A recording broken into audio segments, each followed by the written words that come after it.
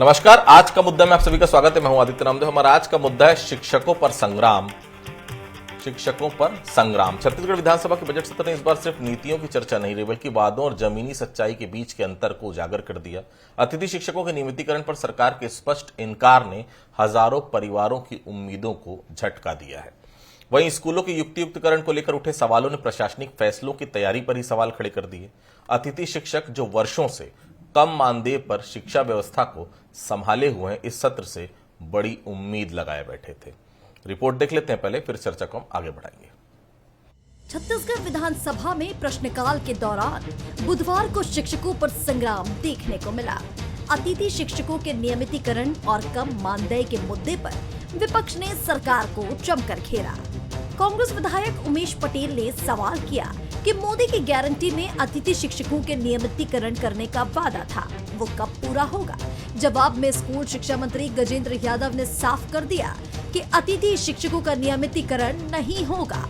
इस बयान के बाद सदन का माहौल गर्मा गया। जवाब से असंतुष्ट विपक्ष ने वॉकआउट कर दिया। और आपके मोदी गारंटी में आपने बहुत स्पष्ट लिखा है कि हम सबको नियमितीकरण करेंगे। वो नियमितीकरण आप कब करेंगे और नहीं करने वाले, तो स्पष्ट जवाब दीजिए कि हम नहीं करने वाले। नियमितीकरण कौन से कर्मचारी किया जाता है? जो डेली वेजेस रहते हैं।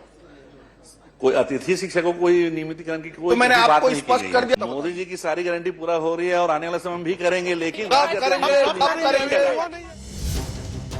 शिक्षकों की लड़ाई सदन तक आई। अतिथि शिक्षकों पर सदन में संग्राम। नियमितीकरण से सरकार का साफ इनकार। 25,000 के करीब अतिथि शिक्षक प्रभावित। 20,000 रुपए मानदेय का दावा। डीएमएफ फंड से दिया जाता है वेतन। बस्तर सरगुजा में सबसे ज्यादा निर्भरता। विपक्ष ने वादा खिलाफी का लगाया आरोप। जवाब से नाराज विपक्ष का वॉकआउट। सिर्फ विपक्ष ही नहीं, सत्ता पक्ष के विधायक भी अपनी सरकार से सवाल करते नजर आए। बीजेपी विधायक सुनील सोनी ने स्कूलों के युक्तियुक्तकरण का मुद्दा उठाया, जिसके बाद अजय चंद्राकर और राजेश मूणत ने भी सरकार को घेरा। सवाल उठे कि क्या युक्तियुक्तकरण के बाद स्कूलों में बुनियादी सुविधाएं खत्म हो रही हैं? क्या शिक्षकों की कमी और बढ़ेगी? जवाब में मंत्री गजेंद्र यादव ने कहा कि प्रदेश में 10,583 स्कूलों का युक्तियुक्तकरण किया गया है। उन्होंने बताया कि कुछ बंद स्कूलों को लेकर के नई योजना बनाई जा रही है।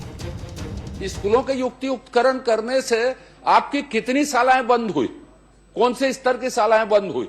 प्राथमिक शाला, middle school, high school, higher secondary school, कितने स्कूल बंद किए गए और उसके टीचर्स कितने थे जिसको नियोजित किया आपने? संख्या पर बता दीजिएगा। इतने टीचर्स हमने नियोजित किए और इतने स्कूल बंद किए। 10,372 स्कूल को हमने युक्तियुक्तकरण किया, जिसमें एकमात्र 166 स्कूल ही बंद हुए। पूर्ण 166 बंद हुए, जो जिसमें कुछ काम नहीं हो रहा अभी। Primary, middle, high school, higher secondary सब मिला के बता रहा हूं। संख्या हाई स्कूल, हायर सेकेंडरी का तो युक्तियुक्तकरण नहीं हुआ, सिर्फ प्राइमरी की बात करें, प्राइमरी और मिडिल में ही युक्तियुक्तकरण हुआ। पूरे प्रदेश में 166 स्कूल हैं जिसका हम उपयोग नहीं किए। सभापति महोदय, नए सत्र से हम उसका उपयोग करेंगे। सभापति महोदय, एक तरफ अतिथि शिक्षक हैं जो सालों से नियमितीकरण की उम्मीद में काम कर रहे हैं, तो दूसरी तरफ सरकार जो इसे प्रशासनिक व्यवस्था का हिस्सा बता रही है। लेकिन बड़ा सवाल यही है कि क्या शिक्षा व्यवस्था सुधार के नाम पर शिक्षकों की अनदेखी हो रही है? फिलहाल शिक्षकों पर संग्राम ने ये साफ कर दिया है कि आने वाले दिनों में ये मुद्दा और बड़ा राजनीतिक तूफान बन सकता है। गौरव शुक्ला, बंसल न्यूज, रायपुर। स्कूल शिक्षा मंत्री गजेंद्र यादव का वो बयान जिसमें उन्होंने कहा है कि नियमितीकरण का कोई वादा ही नहीं किया गया था, ने राजनीतिक बयानबाजी और जमीनी हकीकत के बीच की खाई को और गहरा कर दिया है। सवाल यह कि यदि कोई वादा नहीं था तो फिर गारंटी की बात किस आधार पर की गई थी? क्या यह महज चुनावी नारा था? अगर नहीं तो फिर इन शिक्षकों के भविष्य की स्पष्ट रूपरेखा आखिर है क्या? विपक्ष के विधायक उमेश पटेल, विक्रम मंडावी लगातार सवाल करते रहे। उन्होंने कहा कि संतोषजनक जवाब नहीं मिला, जिसके बाद सदन से पूरा विपक्ष ने वॉकआउट कर दिया। यह दर्शा रहा है कि मुद्दा गंभीर है और सरकार की तैयारी अधूरी है। दूसरी ओर युक्तियुक्तकरण का मुद्दा और भी जटिल होता जा रहा है, क्योंकि इसका प्रशासनिक सुधार बता रही सरकार, लेकिन जमीनी हकीकत कुछ और ही कहानी बता रही। जब भारतीय जनता पार्टी के ही वरिष्ठ विधायक सुनील सोनी, अजय चंद्राकर, राजेश मूणत स्कूलों में बुनियादी सुविधाओं की कमी, जर्जर भवन और शिक्षकों की अनुपलब्धता जैसे मुद्दे उठा रहे हैं, तो यह महज विपक्ष की राजनीति नहीं रह जाती, बल्कि सरकार के लिए आत्ममंथन का विषय बन जाती है। 10,583 स्कूलों के युक्तियुक्तकरण का दावा सुनने में भले प्रभावी लगे, लेकिन यदि इसके बाद स्कूलों में बैठने की व्यवस्था तक नहीं है तो यह सुधार नहीं, अव्यवस्था का संकेत है। 166 स्कूलों के लिए प्लानिंग जारी है। जैसे जवाब यह बताते हैं कि जब नीति बनाई गई उसकी तैयारी बाद में हो रही है, मतलब पहले नीति बना लो, तैयारी बाद में करो। ऐसे में शिक्षा व्यवस्था की बेहतरी कैसे हो पाएगी? चलिए हम बहस की शुरुआत करेंगे। वंसल से कुछ सवाल है, क्या कुछ सवाल है? पहला सवाल, शिक्षकों के 25,000 अतिथि शिक्षकों का, छत्तीसगढ़ के जो 25,000 अतिथि शिक्षक है उनके भविष्य का आखिर क्या होगा? दूसरा सवाल, क्या 20,000 मानदेय में गुणवत्तापूर्ण शिक्षा संभव लग रही है आपको? तीसरा सवाल, युक्तियुक्तकरण से स्कूल मजबूत होंगे या कमजोर? ये 3 सवाल है जो बंसल न्यूज उठा रहे हैं। मेहमानों से मिलवाना चाहूंगा आपको। हमारे साथ सुनील चौधरी साहब हैं, प्रवक्ता है भारतीय जनता पार्टी के। भारतीय जनता पार्टी ने प्रवक्ता बनाया है, लिस्ट में इनका नंबर आया है, बहुत बधाई सुनील जी को। अजय गंगवानी साहब हैं, प्रदेश प्रवक्ता हैं कांग्रेस पार्टी के, बहुत स्वागत करता हूं। त्रिभुवन जी हमारे साथ जुड़े हुए हैं, सदस्य हैं अतिथि शिक्षक संघ के, सूरजपुर से हमारे साथ।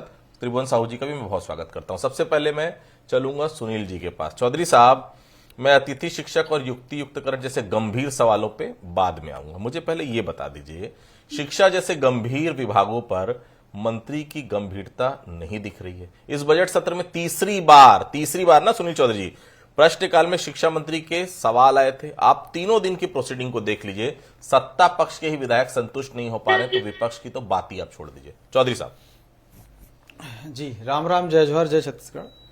देखिए, माननीय हमारे शिक्षा मंत्री श्री गजेंद्र यादव जी हैं और उन्होंने बहुत स्पष्टता से सदन के अंदर में सारी बातों का जवाब दिया। और आप जो बहुत गंभीरता से इस बात को पूछ रहे हैं कि सत्ता पक्ष के विधायक संतुष्ट नहीं हुए, सत्ता पक्ष के विधायक की संतुष्टि पूर्णतः दिख रही है और विपक्ष की भी दिख रही है। माननीय मंत्री जी ने स्पष्ट रूप से बताया, जो पूछा हमारे रायपुर दक्षिण के विधायक माननीय सुनील सोनी जी ने प्रश्न उठाया, उसमें राजेश मूणत जी ने भी पूछा और वो विषय फिर आगे बढ़ा। सारी बातों को बहुत स्पष्टता से बताया है कि युक्तियुक्तकरण के बाद में 166 स्कूल है और ग्रामीण क्षेत्र में 133 स्कूल जो है और शहरी में 33 स्कूल जो है उसके आसपास उनका विलय हुआ है और वो खाली है। यही विषय था। माननीय मूणत जी ने एक स्कूल का उन्होंने कहा कि इस स्कूल की स्थिति ऐसी है, बिल्डिंग बन गई है। माननीय मंत्री जी ने बहुत मजबूती से और संजीदा होकर के जवाब दिया कि मैं स्वयं जाऊंगा उस स्कूल का निरीक्षण करने, रायपुर शहरों की स्कूलों का निरीक्षण करूंगा।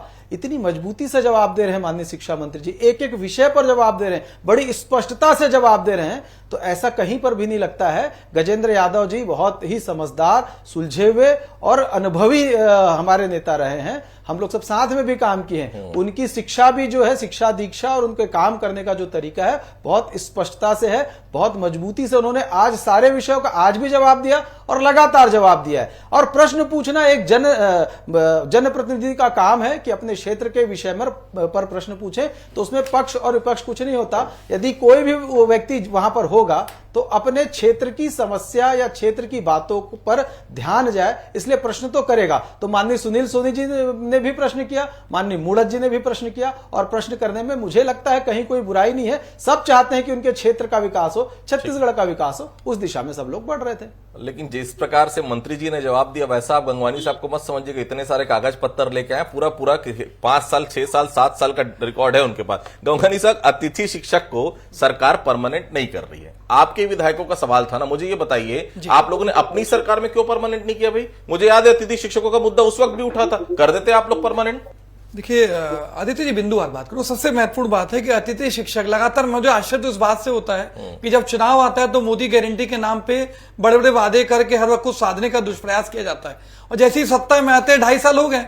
मैं तो मोदी गारंटी घोषणा पत्र भी दिखा दूं चाहे तो, स्पष्ट उससे कहा कि 100 दिन में जितनी भी नियमित कर्मचारी है उनको नियमित कर देंगे। आदित्य जी, 800 दिन से ज्यादा हो चुके हैं, मतलब 8 गुना समय आपको मिल चुका है। उसके बाद सीधा सीधा लोकतंत्र के मंदिर में माननीय शिक्षा मंत्री गजेंद्र यादव जी स्पष्ट रूप से कह रहे हैं कि भैया कोई दूर दूर तक संभावना नहीं है। मैं पूछना चाहता हूं, जो 25,000 परिवार सीधा जुड़े हुए हैं, जिनकी रोजी रोटी जुड़ी हुई है, क्या उनके लिए संकट का विषय नहीं है? जो व्यक्ति 20,000 रुपए जो दावा यहाँ की सहायता सरकार कर रही है, एक 20,000 रुपए में एक बेचारा शिक्षक जो है छात्रों को सही शिक्षा देने का प्रयास किया जा रहा है, वो लगातार संतुलन बनाने का प्रयास कर रहा है। माननीय बृजमोहन अग्रवाल जी ने स्पष्ट रूप से पत्र लिखा था, विधानसभा में स्वीकार किया था कि 37,000 पद खाली हैं। आप 37,000 पद पे भर्ती नहीं करते। जो ऑलरेडी बेचारे अतिथि शिक्षक काम कर रहे हैं उसको निकालने की तैयारी करें। 10,583 जो स्कूल के युक्तिकरण की दावा कर रहे हैं लगातार, आज गलत आंकड़े स्पष्ट रूप से पेश किए गए। हजारों स्कूल बंद किए गए, लगभग 33,000 लोगों की लगी लगाई नौकरी जो है वो निकालने की प्रयास करें। बात सिर्फ अतिथि शिक्षक की नहीं है, आप देख लीजिए चाहे रोजगार सहायक हो, पटवारी हो, पंचायत सचिव हो, रसोई हो, मितानिन बहनें हो, डीएड के शिक्षक हो, सोसाइटी कर्मचारी, विद्युत विभाग के कर्मचारी, छत्तीसगढ़ में उन्होंने आंदोलन गढ़ बना दिया है क्योंकि जो फर्जी वादे करके आज उसको निभाने का प्रयास नहीं करते। न महिलाओं को 500 में सिलेंडर मिलता है, न 1 लाख युवाओं को रोजगार मिलता है, न 18 लाख प्रधानमंत्री आवास मिलते हैं, न नियमित कर्मचारी नियमित होते हैं। तो ये मोदी गारंटी के नाम से कब तक ठगेंगे? 5-5 राज्यों में आदित्य जी, आज उत्तर प्रदेश में, छत्तीसगढ़ में, राजस्थान में, मध्य प्रदेश में 500 रुपए महिला के सिलेंडर का दावा करते हैं। आज सिलेंडर का क्या हाल है देख रहे हैं साहब। फिर मैं हिमाचल की बात करूंगा तो फिर आपको जवाब देते नहीं बनेगा। क्या स्थिति हिमाचल प्रदेश की? कितने देखिए, वादे आप ये वादों के चक्कर में ही पूरी बैंड बज रही है ना सबकी। देखिए ऊपर से नीचे हमने वहां पे केवल वादे, बड़े बड़े वादे, 80% वादे पूरे किए हैं वहां पे आपके। देखिए मैं तो सरकार सैलरी नहीं दे पा रही हिमाचल में, मत बोलिए उस बारे में, अपन आज के डिबेट में जी मैं वही कह रहा हूं जी।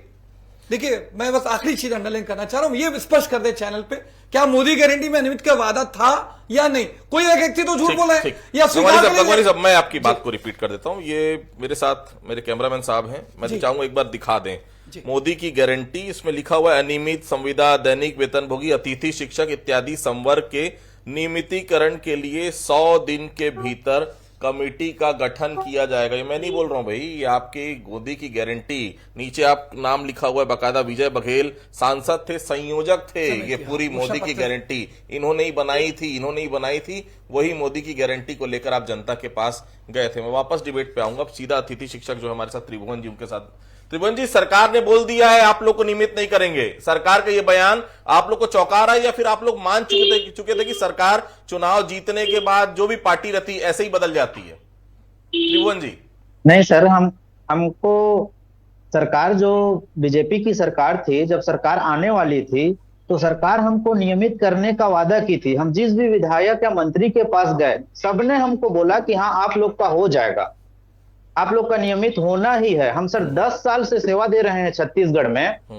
10 साल ऐसे क्षेत्रों में, बीहड़ क्षेत्रों में, जहां पे आज भी बिजली पानी की व्यवस्था अच्छे से नहीं है, जहां पे लोग जाना नहीं चाहते, वहां पे हम अपना पूरा जीवन बिता दिए, 10 साल समय बिता दिए सर। लेकिन आज की सरकार, आज विधानसभा। त्रिभुवन जी, हाँ त्रिभुवन जी, जी त्रिभुवन जी, आपकी बात को मैं और थोड़ा सा करेक्ट कर देता हूं। ये गजेंद्र यादव जब विधायक हुआ करते थे दुर्ग के शहर के, अभी भी विधायक है, मंत्री बन चुके हैं, उन्होंने खुद सचिव को लिखा था भाई, राज्य अतिथि शिक्षक के नियमितीकरण संविलियन समायोजन के संबंध में अनुशंसा की थी कि भाई उनको नियमित किया जाए। अनुशंसा, आप ये अनुशंसा का लेटर है उनका, गजेंद्र यादव जी का। जी त्रिभुवन जी कंटिन्यू करेंगे। जी वही तो सर 12/5/2025 को गजेंद्र यादव जी जो शिक्षा मंत्री हैं वर्तमान में, वो हमको लेटर बेकायदे लिख के दिए कि हम आपके मांगों को बिल्कुल रखेंगे और आप लोग को नियमितीकरण भी करेंगे, आपके सभी जो मांग है उनको पूरा करने का वो करेंगे।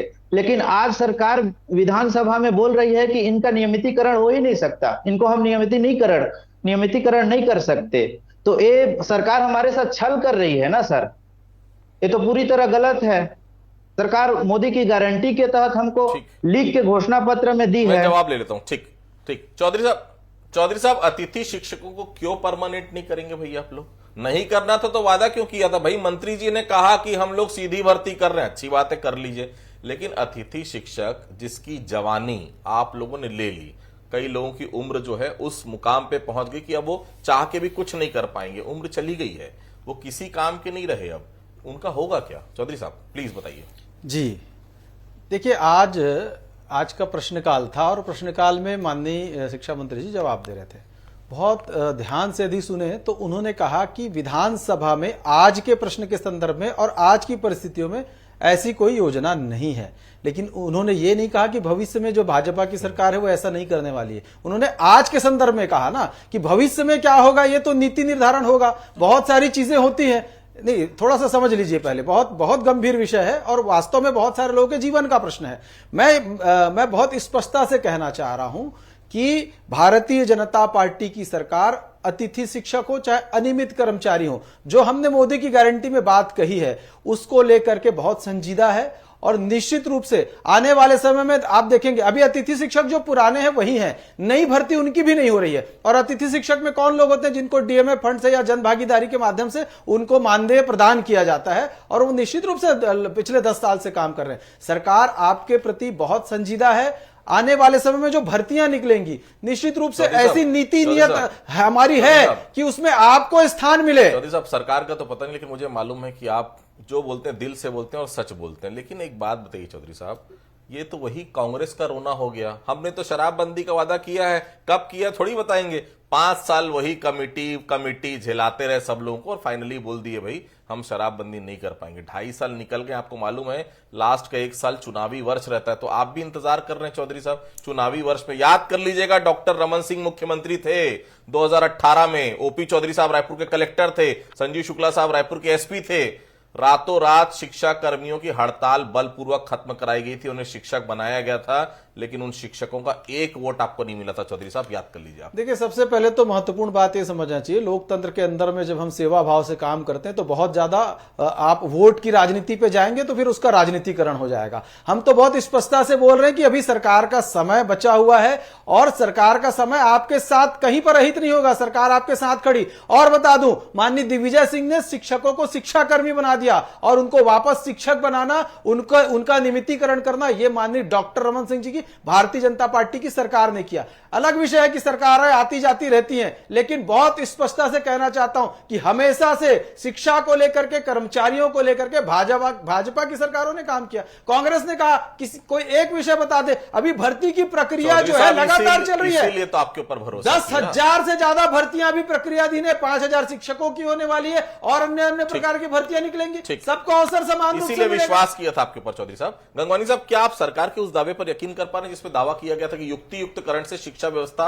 अच्छी हो जाएगी, हर स्कूल को शिक्षक मिल जाएंगे, हर विषय के शिक्षक मिल जाएंगे? तो फिर स्कूलों में आए दिन तालाबंदी क्यों हो रही है, शिक्षकों की कमी पर प्रदर्शन क्यों हो रहा है? क्या आरोप सही है कि युक्तियुक्तकरण से फायदा कम, अव्यवस्था ज्यादा बढ़ गई? जी देखिए, महत्वपूर्ण है ये पूरे जो कदम है शायद सरकार के दिखाते हैं आदित्य जी की शिक्षा जो है शायद सरकार की प्राथमिकताओं में लगातार नहीं है। देखिए, बिजनौर वाली विधानसभा में स्पष्ट रूप से कहते रहे 37,000 पद खाली हैं। मेरे मित्र कह रहे हैं 2.5 साल हो गया, तो अभी तक 2.5 साल में एक भी रेगुलर शिक्षक की भर्ती के तो बता दीजिए। आप तो भर्ती करने के तैयार है। हाईकोर्ट की फटकार के बाद जो लगातार बेचारे रेट के शिक्षक आंदोलन करते रहे, उसको दूसरे भागों में एडजस्ट किया गया। आप ही की मोदी गारंटी में 1 लाख युवाओं को रोजगार का दावा किया गया था, 2.5 साल हो गए, 50,000 युवाओं को नौकरी देने का दावा किया गया था। मेरे मित्र चैनल बता दे कितने लोगों को नौकरी दी। मैं तो स्पष्ट रूप से कह रहा हूं कि आपका कोई भी कदम सिर्फ और सिर्फ वोटों को साधने के लिए, राजनीतिक फायदा उठाने का प्रयास है। मैं तो पूछना चाह रहा हूं, आपके माननीय आदित्य जी ने भी स्पष्ट रूप से घोषणा पत्र का बिंदु और पॉइंट पढ़ा। मैं तो 12/5/2025 का पत्र माननीय शिक्षा मंत्री गजेंद्र यादव जी खुद संबंधित अधिकारी को पत्र लिखते हैं। तो भैया उस बात को भी लगभग 1 साल हो गया है, तो आखिर ये जो है फॉर्मेलिटी करने का प्रयास करें।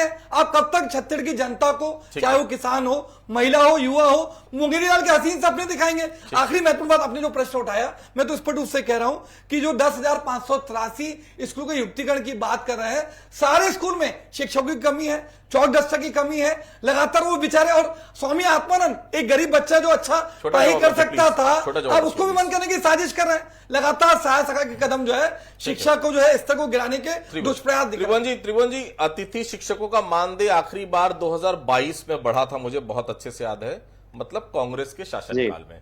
भाजपा सरकार में आप लोगों को क्या मिला? और दूसरी बात, आज विधानसभा में जो आप लोगों की छुट्टी और वेतन कटौती को लेकर बातें पूछी जा रही थी, क्या उसका कोई प्रावधान हुआ है? मतलब आप लोगों की अनुपस्थिति में कितना पैसा कटता है, एक बार फिर से बता दीजिए, सबको बता दीजिए। सर, हम अतिथि शिक्षक हैं, हम लोग को एक भी दिन की छुट्टी नहीं मिलती, और छुट्टी मिलती है उसका वेतन कटता है। शासन हमको 20,000 रुपए वेतन देती है सर, और 20,000 से 1 रुपए ज्यादा नहीं मिलता है। 2022 में हमारा 2,000 वेतन बढ़ा था, वो कांग्रेस की सरकार में वेतन बढ़ा था, और आज विधानसभा में हमारे शिक्षा मंत्री जी बोल रहे हैं कि हमने बढ़ाया है। तो ये सरासर झूठ है सर। हमारा वेतन तो कांग्रेस की सरकार में बढ़ा है, बीजेपी सरकार से हमको कुछ भी नहीं मिला है, ना ही छुट्टी, ना ही सीएल, ना ही हमने का मतलब सरकार होता है, दल नहीं मिला है। देखना एक बार, हमने का मतलब सरकार होता है, दल नहीं होता। नहीं, शिक्षा मंत्री जी को अधिकारी डुबाएंगे। जितने अधिकारी हैं आसपास, जितने लोग हैं, वो सब ऐसी जानकारी देते हैं, बेचारे क्या करें, बोलते हैं विधानसभा में उल्टा पड़ जाता है। चौधरी साहब, आप बताइए युक्तियुक्तकरण से फायदा क्या हुआ? सरकारी आंकड़े मत बताइए, क्योंकि वो जमीनी हकीकत नहीं है। हर दिन बच्चे तालाबंदी कर रहे हैं, शिक्षक नहीं। आपके विभाग के आंकड़ों में कई स्कूल आज भी एकल शिक्षकी ही हैं। क्या यही मकसद था युक्तियुक्तकरण का? आज तो आपके पास विधायकों ने सवाल उठाया भाई आपकी विधानसभा में। जी नहीं, सरकारी आंकड़े का विषय नहीं है। देखिए, शिक्षक विहीन स्कूल भी थे, एकल शिक्षक वाले भी स्कूल थे, छात्र विहीन भी स्कूल थे। कई स्कूलों में दर्ज संख्या 10 भी थी, कई स्कूलों में दर्ज संख्या 100 के नीचे भी थी। और देखिए, मैं तो लगातार जन भागीदारी समिति का अध्यक्ष रहा हूं और आज भी स्कूलों से जुड़ा हुआ हूं। आज भी मैं जन भागीदारी समिति में हूं। लगभग मुझे 20-22 साल का अनुभव हो गया ये करते करते। शिक्षा विभाग से जुड़ करके मैं काम कर रहा हूं, तो मैं बहुत अच्छी तरीके से समझ रहा हूं कि अतिथि शिक्षकों के लिए हम लोग जन भागीदारी के माध्यम से भी इनकी भर्ती करते थे। दूसरा, क्या परिवर्तन आया आपको बता दूं, बहुत बड़ा परिवर्तन ये आया। मान लो एक स्कूल है, नीचे में लग रहा है प्राइमरी स्कूल, बीच में लग रहा है मिडिल स्कूल, ऊपर में लग रहा है हाई स्कूल। तीनों का यू डाइस कोड अलग है। यहां से बच्चा पढ़ा, टीसी निकाल करके फिर एडमिशन ले रहा है, फिर टीसी निकाल करके फिर एडमिशन ले रहा है। उस पूरी बिल्डिंग को एक यू डाइस कोड में करके युक्तियुक्तिकरण में एक बिल्डिंग बना दिया गया। पहला तो यह लाभ हुआ कि आप इतनी प्रक्रिया से बच गए। दूसरा, शिक्षक विहीन जो स्कूल थे, उन स्कूलों में अब शिक्षक पहुंच रहे हैं। जहां पर अभी नहीं पहुंच पाए, वो भर्ती होने वाली। आपको बता दूं, पूरे प्रदेश में 453 स्कूल ऐसे थे हमारी सरकार आने के बाद जो शिक्षक विहीन थे, और उसका परिणाम यह हुआ कि अभी शून्य हो गया। सभी स्कूलों में शिक्षक छोटा जवाब रखिए, बहुत छोटा, ये विषय बड़ा है। और दूसरा, मैं आपको बता देता हूं कि जैसे आप सुविधा बढ़ जाएगी, शिक्षक मान लो पूरे वहां प्रीमाइसेस में पहली से लेकर के 12वीं तक, तो कोई विज्ञान का शिक्षक है, वो ऊपर की क्लास भी पढ़ा सकता है, ऊपर वाला नीचे की क्लास पढ़ा सकता है। शिक्षा का स्तर भी बढ़ने वाला है। लाइब्रेरी की सुविधा वहां पर है, लैब की सुविधा वहां पर, सब कुछ बढ़ रहा है। ना, बच्चों का लाभ हो रहा है, शिक्षा का स्तर बढ़ रहा है। युक्तियुक्तकरण से शिक्षक विहीन जो स्कूल थे वहां शिक्षक पहुंच गए। मात्र 166 स्कूल ऐसी है जो वहां जाकर के मर्ज हुई है। बाकी लगभग मैं आपको बता दूं कि एक ही परिसर में 10,463 स्कूल संचालित थे, और वही युक्तियुक्तकरण हो गया उनका। गंगवानी साहब, मुझे बताइए, आपकी सरकार हो, भारतीय जनता पार्टी की सरकार हो, आखिर आप लोग की प्राथमिकता में शिक्षा व्यवस्था क्यों नहीं है? क्या शिक्षा के निजीकरण को आप लोग बढ़ावा देना चाहते हैं? सरकारी स्कूलों में ना तो नेता मंत्री के बच्चे पढ़ते हैं, फिर जमीनी हकीकत का पता कैसे चलेगा? इसलिए आज प्राइवेट स्कूल और सरकारी स्कूलों के बीच इतनी बड़ी दूरियां क्या खाई हो चुकी? जी देखिए, महत्वपूर्ण है, आज सबसे महत्वपूर्ण बात है, अगर ये युक्तिकरण के समर्थन कर रहे हैं तो शिक्षक संघ लगातार विरोध क्यों कर रहा है?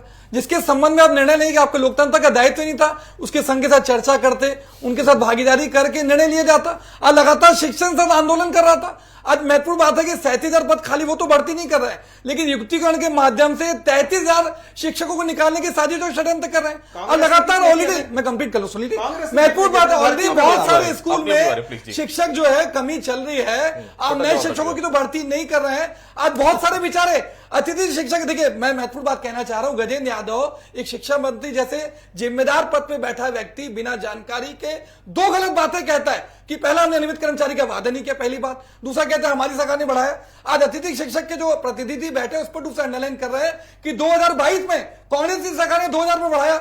आपकी 2.5 साल की सरकार महंगाई 8% बढ़े हर साल में, और एक वृद्धि बढ़ने की बात नहीं करते। शिक्षा आपकी प्राथमिकता में नहीं है। गरीब बच्चा पढ़ के देश के भविष्य का निर्माण करे। त्रिभुवन जी, सरकार का रुख तो सामने आ गया, सरकार नियमित नहीं करेगी। क्या सीधी भर्ती में आप लोगों को कुछ रिजर्वेशन मिल रहा है? और दूसरी बात, जो आप लोगों के कई अतिथि शिक्षक जिनकी उम्र अब सरकारी नौकरी के लायक ही नहीं रह गई है, सेवा की कोई सुरक्षा नहीं, उन्हें लेकर क्या कोई मांगे हैं आप लोगों की? बता दीजिए। चौधरी साहब सुन रहे हैं, प्लीज। जी सर, हम अतिथि शिक्षक पूरे, हमारा विनती है कि हमारा उम्र खत्म हो गया, हम 10 साल से सेवा दे रहे हैं, हमको मात्र 20,000 वेतन मिलता है। इतने में हमारा न गुजारा हो रहा है, न हमारे बीवी बच्चे बाल बच्चे अच्छे से पढ़ पा रहे हैं कहीं, न ही हम अपने घर का खर्चा पूरा पा रहे हैं। सरकार से हम विनम्र निवेदन करते हैं कि हमको कम से कम आत्मानंद के जो शिक्षक हैं, अतिथि शिक्षक जो हमसे बाद में आए, उनको 38,100 शासन वेतन दे रही है, लेकिन हमको 20,000 मात्र दे रही है। हमको 38,100 कम से कम शासन वेतन दे व्याख्याता के समान, और हमारा जॉब सुरक्षा कर दे, और जो छुट्टी की प्रावधानें हैं उनको हमको व्याख्याता के समान दे। सर, हम व्याख्याता के समान पूरा काम करते हैं, परीक्षा ड्यूटी कर रहे हैं, मूल्यांकन कर रहे हैं, हर चीज कर रहे हैं व्याख्याता के समान, लेकिन हमारा वेतन मात्र 20,000, ना ही ईएल ना ही सीएल।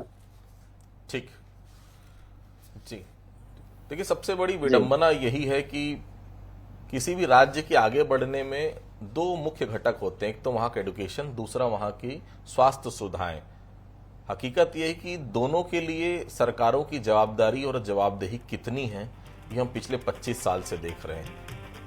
जो राज्य बने हैं, केरल से उदाहरण ले लीजिए, बाकी दक्षिण के राज्य ले लीजिए, कहां पर शिक्षा का स्टैंडर्ड है और हमारे यहाँ कहां है। एक बार गौर जरूर करिएगा, क्योंकि यही बेस है शिक्षक। यही खुश नहीं रहेंगे, यही अपना घर नहीं चला पाएंगे, तो भविष्य क्या गढ़ेंगे। कुछ पंक्तियों के साथ अपनी बातों को खत्म करूंगा। मोदी की गारंटी का नारा था, भरोसा बड़ा किया गया, उम्मीदों के मंच में शिक्षकों को फिर खड़ा किया गया। सवाल आया कब हक मिलेगा, जवाब आया नियम नहीं। गारंटी के इस दौर में भी उनके हिस्से में कुछ नहीं। वायदों की गूंज बहुत थी, सच मगर खामोश रहा। जो बच्चों का भविष्य लिखते थे, उनका ही भविष्य अधूरा रहा। आप सभी और से जुड़े आप सभी लोगों को बहुत बहुत धन्यवाद। आज का मुद्दा में फिलहाल इतना ही। बाकी खबरों के लिए आप लगातार बने वीवन से न्यूज के साथ। नमस्कार।